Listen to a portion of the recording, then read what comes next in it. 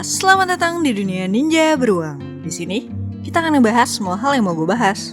Di video kali ini, gue ingin ngebahas tentang kisah kehidupan seorang tokoh yang berasal dari Indonesia. Dialah sang proklamator kita dan presiden pertama Indonesia, yaitu Insinyur Soekarno atau yang lebih dikenal dengan nama Bung Karno. Sebelum masuk ke pembahasannya, gue mau minta tolong dong untuk bantu klik tombol subscribe-nya untuk mensupport channel ini dan aktifin loncengnya supaya kalian gak ketinggalan video-video dari Ninja Beruang. Hatur nuhun.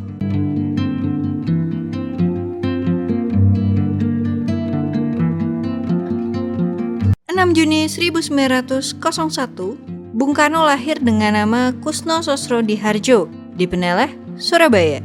Karena sering sakit-sakitan, ayahnya lantas mengubah namanya menjadi Soekarno. Ayah Bung Karno adalah seorang guru sekolah dasar bernama Raden Sukemi Sosrodihardjo dan ibunya bernama Ida Ayu Nyoman Rai yang merupakan seorang bangsawan yang berasal dari Bali. Saat kecil, Bung Karno sempat tinggal bersama kakeknya, Raden Hardjo Kromo di Tulung Agung, Jawa Timur. Ketika ayahnya pindah tugas di Mojokerto, ia kembali tinggal bersama ayah dan ibunya dan ikut bersekolah di tempat ayahnya di Mojokerto. Saat umurnya 10 tahun, ayahnya memindahkan sekolahnya ke sekolah dasar untuk orang Eropa ILS agar ia dapat mendapatkan pendidikan yang lebih baik dan bisa melanjutkan sekolah menengah di HBS, yaitu Sekolah Menengah untuk Orang Eropa. Dan atas bantuan dari teman orang tuanya, Haji Umar Said atau yang lebih dikenal dengan nama Hos Cokro Aminoto, ia berhasil untuk melanjutkan sekolah menengahnya di HBS dan tinggal di rumah Hos Cokro Aminoto di Surabaya. Selama di Surabaya, Bung Karno aktif mengikuti kegiatan-kegiatan organisasi pemuda Trikoro Darmo yang kemudian berganti nama menjadi Young Java di tahun 1918.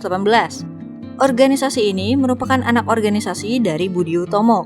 Selain itu, Bung Karno juga aktif menulis di harian Utusan Hindia yang dipimpin oleh Cokro Aminoto, sehingga namanya pun mulai dikenal oleh masyarakat. Setelah lulus dari HBS di tahun 1921, ia melanjutkan pendidikannya di institut di Bandung yang saat ini dikenal dengan ITB dan mengambil jurusan Teknik Sipil, lalu lulus pada tahun 1926. Semasa di Bandung, Bung Karno tinggal di kediaman Haji Sanusi yang merupakan anggota Sarekat Islam dan sahabat karib Cokro Aminoto. Di sana, ia banyak berinteraksi dengan Ki Hajar Dewantara, Cipto Mangunkusumo, dan Dr. Daus Dekker yang saat itu merupakan pimpinan organisasi National Independent Party, yang mana hal ini membuatnya semakin tertarik dan terlibat dalam pergerakan pemuda dan terjun ke dalam dunia politik.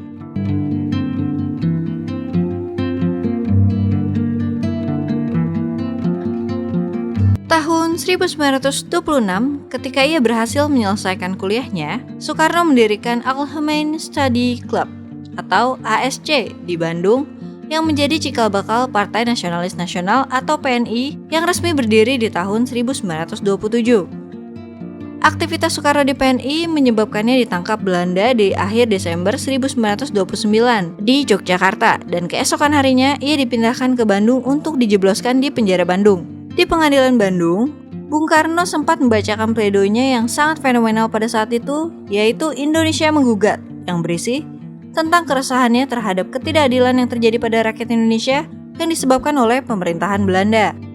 Ia kembali bebas di tahun 1932, lalu Bung Karno kembali menjadi aktivis dengan bergabung ke Partai Indonesia atau disingkat Partindo, yang merupakan pecahan dari PNI. Aktivitasnya pada partai tersebut membuatnya lagi-lagi ditangkap dan diasingkan oleh pemerintahan Belanda ke Flores dan Bengkulu. Selama masa pengasingan, nama Soekarno sempat meredup di kalangan pemuda dan tokoh politik pada masa itu. Akhirnya ia kembali dibebaskan di tahun 1942 saat Jepang mengambil alih kekuasaan di Indonesia dan berhasil mengusir Belanda. Awal pemerintahan Jepang, mereka sengaja memanfaatkan tokoh-tokoh penting Indonesia untuk mengambil hati rakyat. Bung Karno menjadi salah satu tokoh yang dimanfaatkan Jepang untuk mengambil hati rakyat dengan diiming-imingi jika Jepang akan membantu Indonesia untuk merdeka. Karena itu, banyak tokoh revolusi yang setuju untuk bekerja sama dengan pemerintahan Jepang, termasuk Bung Karno. Meskipun begitu, ada pula beberapa tokoh yang tidak mempercayai Jepang karena memiliki paham fasis dan berbahaya seperti Sultan Syahrir dan Amir Syarifuddin. Saat kependudukan Jepang, dibangunlah organisasi BPUPKI atau Badan Penyelidik Usaha-Usaha Persiapan Kemerdekaan Indonesia, dan Bung Karno banyak berperan aktif dalam organisasi tersebut. untuk mempersiapkan kemerdekaan Indonesia seperti menggagas Pancasila dan Undang-Undang Dasar. Di akhir masa Perang Dunia Kedua, pihak sekutu mengebom Hiroshima dan Nagasaki hingga akhirnya Jepang menyatakan kalah. Sesaat setelah kejadian itu, Bung Karno dan Bung Hatta sempat diundang ke Vietnam oleh Marsekal Terauchi pada pertengahan Agustus 1945 untuk membicarakan pemberian kemerdekaan Indonesia dari Jepang yang rencananya akan dilaksanakan pada tanggal 24 Agustus 1945. Sepulangnya dari Dalat, terjadilah peristiwa Rengas Dengklok pada tanggal 16 Agustus 1945, di mana Bung Karno dan Bung Hatta dibujuk oleh para pemuda untuk menyingkir ke asrama pasukan pembela tanah air atau PETA di Rengas Dengklok. Para pemuda itu menuntut agar Bung Karno dan Bung Hatta segera memproklamasikan kemerdekaan Indonesia, karena di Indonesia terjadi kevakuman kekuasaan. Awalnya, Bung Karno dan Bung Hatta menolak dengan alasan menunggu kejelasan mengenai penyerahan Jepang karena takut terjadi bentrokan.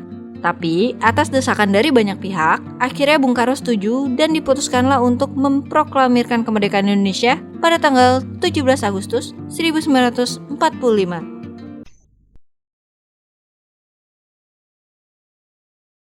Dan di tanggal 18 Agustus 1945, Panitia Persiapan Kemerdekaan Indonesia atau PPKI mengangkat Soekarno sebagai presiden dan Muhammad Hatta sebagai wakil presidennya.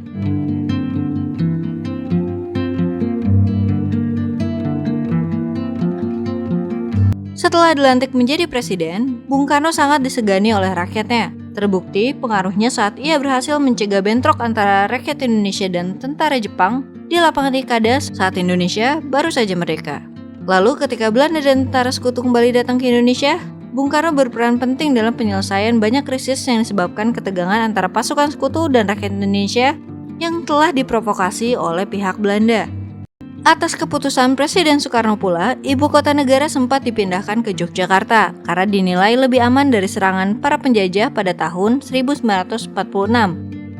Di tahun 1948, terjadilah agresi Belanda 1 dan 2. Presiden Soekarno dan petinggi negara lainnya sempat ditangkap. Hingga akhirnya mereka kembali dibebaskan setelah diadakannya konferensi meja bundar atau KMB di Den Haag, di mana akhirnya Belanda mengakui kedaulatan kemerdekaan Indonesia. Pasca pengakuan kedaulatan, Presiden Soekarno diangkat sebagai Presiden Republik Indonesia Serikat dan Muhammad Hatta diangkat sebagai Perdana Menterinya. Jabatan Presiden Republik Indonesia diserahkan kepada Mr. Asad yang kemudian dikenal sebagai Republik Indonesia Jawa Jogja. Namun, karena tuntutan dari banyak rakyat Indonesia yang ingin kembali ke negara kesatuan, maka tanggal 17 Agustus 1950, Republik Indonesia Serikat kembali berubah menjadi Republik Indonesia dan Presiden Soekarno kembali menjadi Presiden Republik Indonesia. Seiring dengan berjalannya pergantian tersebut, ibu kota pun dipindahkan kembali ke Jakarta. Selama masa pemerintahan Presiden Soekarno, terjadi banyak masalah dan perpecahan politik di Indonesia. Soekarno sendiri tidak terlalu mempercayai sistem multipartai yang dianggapnya sebagai sebuah penyakit dan mengakibatkan seringnya perombakan kabinet. Ia lebih sering turun tangan langsung untuk menangani masalah-masalah politik yang berkembang dan konflik-konflik di tubuh militer. Dalam kancah internasional, Presiden Soekarno memberikan banyak peran penting di dunia internasional pada saat itu. Keprihatinannya pada banyak negara Asia Afrika yang belum merdeka membuatnya mengambil inisiatif untuk mengadakan konferensi Asia Afrika yang menghasilkan Dasisila Bandung yang berisi pernyataan dukungan atas kedamaian dan kerjasama dunia. Diikuti oleh banyak negara seperti Yugoslavia, Mesir, Pakistan, Burma, dan India.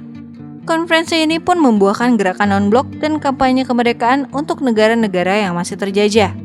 Guna menjalankan politik luar negeri yang bebas aktif dalam dunia internasional, Presiden Soekarno mengunjungi berbagai negara seperti Uni Soviet, Amerika Serikat, Kuba, Tiongkok, dan negara lainnya untuk bertemu dengan pemimpin negara tersebut guna membicarakan kerjasama internasional. Meskipun mengambil langkah politik non-blok, namun negara-negara barat merasa jika Soekarno lebih dekat dengan rival mereka, yaitu Soviet dan Cina, yang memiliki paham komunis. Sehingga di awal masa pemerintahan Soekarno, Amerika Serikat sempat menjalankan politik embargo terhadap Indonesia. Lalu ketika Presiden JFK dilantik, dengan diplomasi yang sangat intens, barulah kebijakan tersebut dicabut dan Amerika membuka jalan kerjasama dan mengirimkan bantuan beras dan persenjataan yang saat itu sedang dibutuhkan. Ketegasan dan langkah politiknya dalam dunia internasional membuat Presiden Soekarno banyak dikenal dan disegani oleh para pemimpin negara lainnya.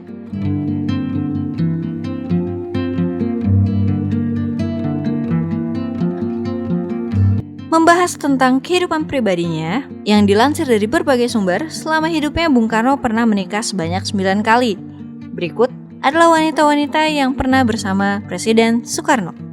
Wanita pertama yang dinikahinya pada tahun 1921 adalah Utari Cokroaminoto yang merupakan putri dari Hos Cokroaminoto.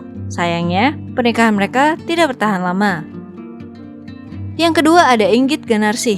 Keduanya menikah di tahun 1923 dan bertahan selama 20 tahun hingga akhirnya bercerai di tahun 1943.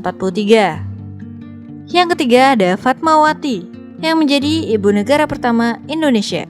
Meskipun terpaut perbedaan 22 tahun, namun mereka tetap menikah di tahun 1943. Menjelang proklamasi kemerdekaan, Fatmawati menggunting dan menjahit sendiri bendera pusaka yang akan dikibarkan pada saat itu.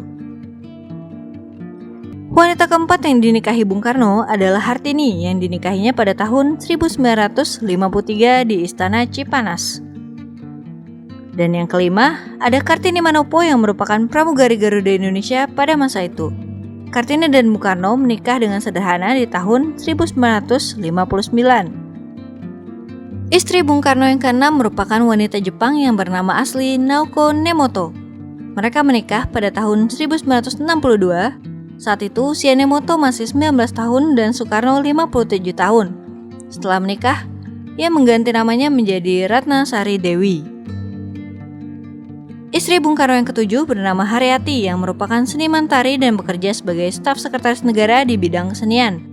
Mereka menikah di tahun 1963, namun pernikahan mereka hanya bertahan selama 3 tahun hingga akhirnya mereka bercerai di tahun 1966. Daftar istri ke-8 Soekarno adalah Yurika Sanghyar. Mereka menikah di tahun 1964 dan hanya bertahan 3 tahun sebelum akhirnya bercerai di tahun 1967. Dan yang terakhir ada Heldi Jafar yang dinikahi Presiden Soekarno di tahun 1966 ketika usianya masih 18 tahun. Karena suasana politik yang tak menentu pada saat itu, pernikahan mereka pun hanya bertahan selama 2 tahun.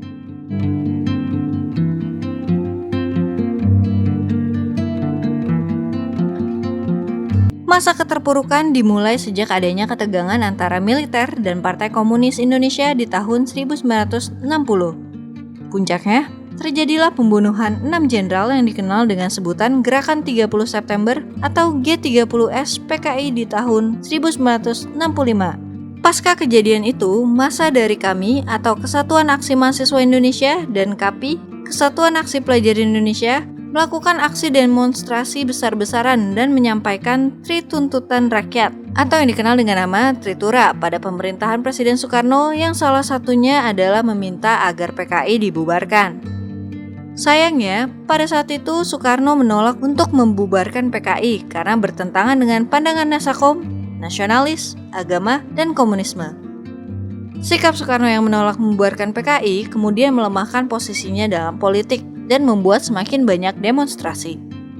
Karena kondisi politik yang terus tidak menentu, 5 bulan kemudian dikeluarkanlah surat perintah 11 Maret atau yang biasa disebut Super Semar yang ditandatangani oleh Presiden Soekarno. Surat tersebut berisi perintah kepada Letnan Jenderal Soeharto untuk mengambil tindakan yang perlu guna menjaga keamanan pemerintahan dan keselamatan pribadi Presiden. Dengan surat tersebut, Letjen Soeharto membubarkan PKI dan menyatakan sebagai organisasi terlarang. Ketika sidang umum MPRS keempat di tanggal 22 Juni 1966, Soekarno membawakan pidato yang berjudul Nawakarsa, yang berisi pertanggungjawabannya mengenai sikapnya terhadap peristiwa G30S. Isi pidato tersebut ditolak oleh MPRS, hingga akhirnya pada tanggal 20 Februari 1967, Presiden Soekarno menandatangani pernyataan penyerahan kekuasaan di Istana Merdeka dan posisinya digantikan oleh Presiden Soeharto. Sebenarnya, kesehatan Bung Karno sudah menurun sejak bulan Agustus 1965 dikarenakan masalah gangguan ginjal. Ia sempat disarankan untuk pengangkatan ginjal, namun ia menolaknya. Dan setelah ia melepaskan kekuasaannya, kondisi kesehatannya terus menurun, hingga akhirnya Bung Karno meninggal dunia pada hari Minggu 21 Juni 1970 di Rumah Sakit Pusat Angkatan Darat Gatot Subroto. Jenazah Soekarno dibawa ke Blitar sehari setelah kematiannya dan dimakamkan keesokan harinya bersebelahan dengan makam ibunya. Dengan meninggalnya Presiden pertama Indonesia, pemerintah kemudian menetapkan masa berkabung selama 7 hari.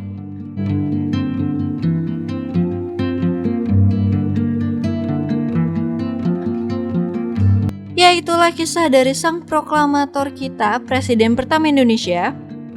Kalau menurut kalian gimana tentang Bung Karno? Coba kasih tahu pendapat kalian di kolom komentar ya.